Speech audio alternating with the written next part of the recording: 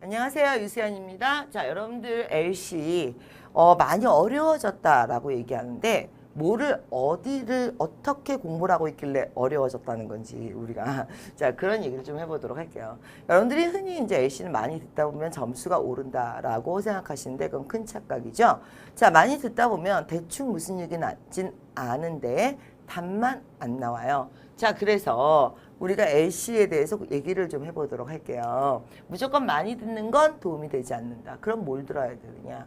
자, LC는 파트별로 나는 뭘 물어보겠다가 매우 명확한 시험이에요. 자, 그래서 파트 1, 뭐 그림과 200개의 단어를 묻겠다든지 파트 2, 14개의 유형을 주고받는 것을 5개씩 분화하여 대략 60개에서 80개 정도의 문답을 묻겠다든지 명확해요. 그러니까 파트별로 뭘 공부해야 되는지 일단 그것부터 공부하세요. 무조건 듣지 마시고. 그 다음에 이 LC는 1, 2, 3, 4를 골고루 매일매일 들으시는 건 별 의미가 없고요. 자, 1만 한 3일, 그 다음에 2만 5일, 3만 3일, 4만 3일 이런 식으로 파트별로 파고드시는 게 훨씬 더 효과가 있어요. 그래서 뭐 1만 하루 종일 듣는다든지 이런 것들이 훨씬 더 도움이 되고 실제로 그렇게 공부를 하면 2, 3주면 사실 끝나는 과목입니다. 근데 어떻게 공부를 하길래 끝이 나느냐. 일단 예를 들어서 파4만 잠깐 볼게요. 파4에는 매번 여러분들이 들리는 지문이 자, 뭐 새로운 게 들리는 것 같아요. 그럴 리가 없어요. 왜냐하면 지난 20, 30년 동안 토익 시험에 나온 파4 지문은 8개밖에 되지 않아요. 그 8개가 뭔지부터 공부하세요. 일단 이번 달에 들어가도 여러분들이 시험에는 전화 메시지가 3개가 나올 거고 공지가 2개가 나올 거고 톡이 2개가 나올 거예요. 이런 식으로 정해져 있다. 그 얘기는 나오는 질문도 정해져 있고 나오는 답도 정해져 있다. 그러니까 무조건 듣겠다고 덤벼들지 말고 잠깐 멈춰서 자 8개 지문이 뭔지 질문은 퀘스천은 뭘 물어보는지 답은 뭐가 되는지부터 공부하고 들으시라고요. 자, 그랬을 때 뭐가 8개냐? 이건 뭐 교재나 어디를 봐도 다 있는 얘기고요. 그 중에서 오늘은 뭐만 한번 해볼까요? 전화 메시지만 잠깐 보겠습니다. 전화 메시지는 매달 2개에서 3개 지문, 퀘스천 개수는 6개에서 9개가 나옵니다. 그런데 일단 전화 메시지를 남길 때 전화기에다 대고 횡설수설 하시는 거 아니에요. 영어도 안 되는데 횡설수설까지 하면 누가 알아듣습니까? 그러니까 무조건 듣겠다고 말하지 말고 말하는 법부터 배우세요. 자, 일단 첫 번째 헬로 하면서 받는 사람 나오고요. 그 다음에 말의 순서는 this is 자기소개를 하시는 거예요. 근데 왜 전화를 하게 됐다? 상황 설명을 하셔야죠. 과거에 대한 정보. 그 다음에 목적이 나오는 겁니다. 그래서 왜 전화했어?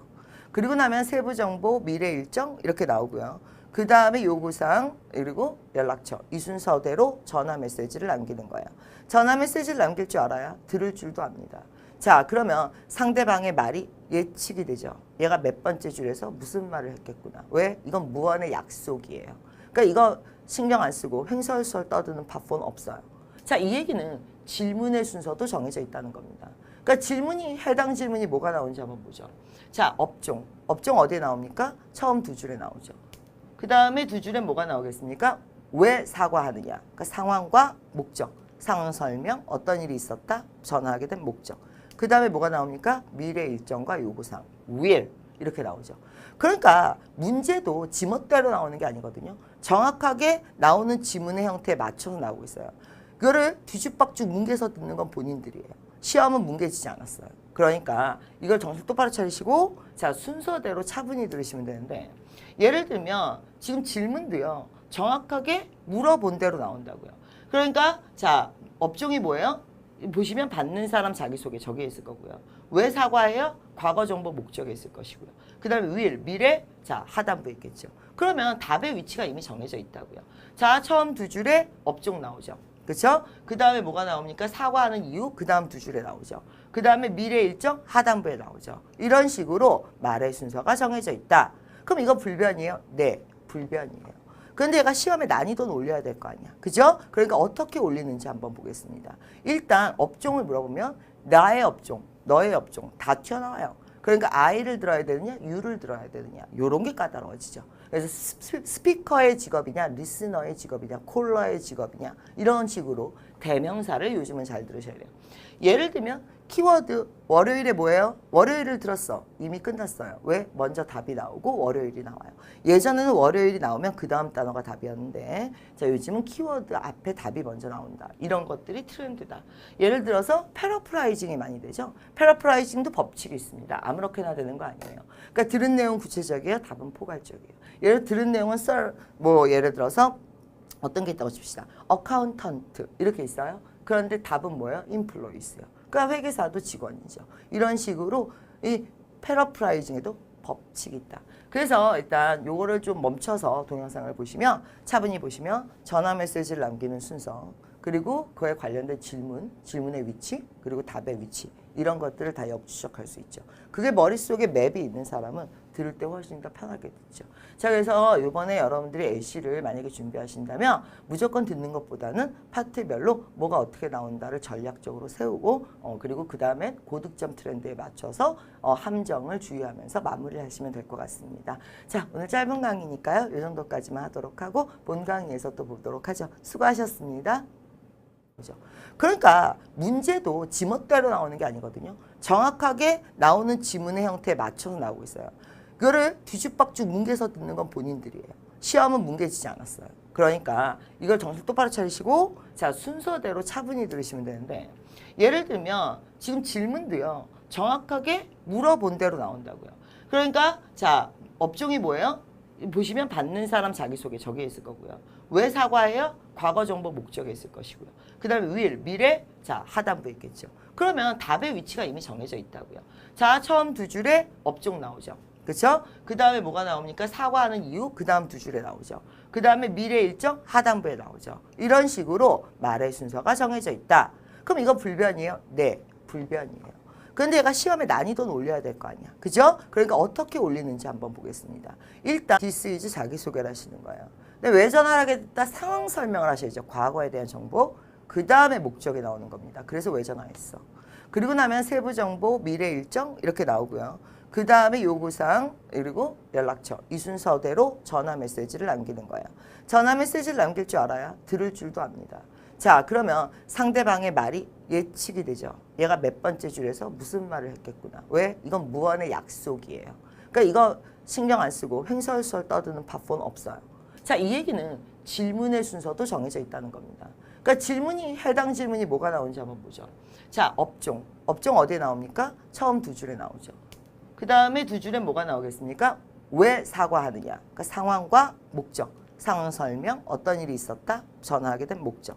그 다음에 뭐가 나옵니까? 미래 일정과 요구사항, will 이렇게 나올 거예요. 이런 식으로 정해져 있다. 그 얘기는 나오는 질문도 정해져 있고 나오는 답도 정해져 있다.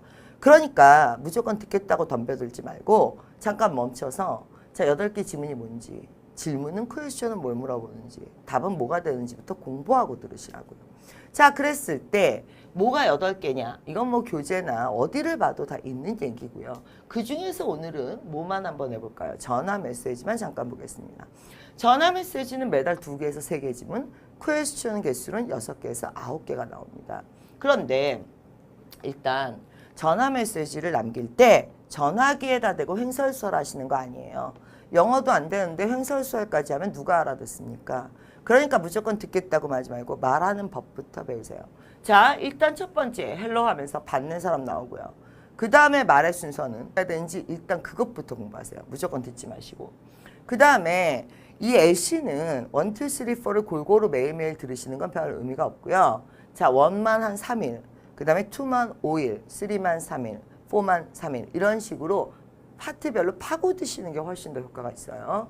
그래서 뭐 원만 하루 종일 듣는다든지 이런 것들이 훨씬 더 도움이 되고 실제로 그렇게 공부를 하면 2, 3주면 사실 끝나는 과목입니다. 근데 어떻게 공부를 하길래 끝이 나느냐. 일단 예를 들어서 파4만 잠깐 볼게요. 파4에는 매번 여러분들이 들리는 지문이 자, 정말 새로운 게 들리는 것 같아요. 그럴 리가 없어요. 왜냐하면 지난 20, 30년 동안 토익 시험에 나온 파4 지문은 8개밖에 되지 않아요. 그 8개가 뭔지부터 공부하세요. 일단 이번 달에 들어가도 여러분들이 시험에는 전화 메시지가 3개가 나올 거고 공지가 2개가 나올 거고 톡이 2개가 나올 거고. 안녕하세요. 유수연입니다. 자, 여러분들 LC 많이 어려워졌다라고 얘기하는데 뭐를 어디를 어떻게 공부를 하고 있길래 어려워졌다는 건지 우리가 자 그런 얘기를 좀 해보도록 할게요. 여러분들이 흔히 이제 A씨는 많이 듣다 보면 점수가 오른다라고 생각하시는데 그건 큰 착각이죠. 자 많이 듣다 보면 대충 무슨 얘기는 나진 않은데 답만 안 나와요. 자 그래서 우리가 A씨에 대해서 얘기를 좀 해보도록 할게요. 무조건 많이 듣는 건 도움이 되지 않는다. 그럼 뭘 들어야 되느냐. 자 A씨는 파트별로 나는 뭘 물어보겠다가 매우 명확한 시험이에요. 자 그래서 파트 1 뭐 그림과 200개의 단어를 묻겠다든지 파트 2 14개의 유형을 주고받는 것을 5개씩 분화하여 대략 60개에서 80개 정도의 문답을 묻겠다든지 명확해요. 그러니까 파트별로 뭘 공부해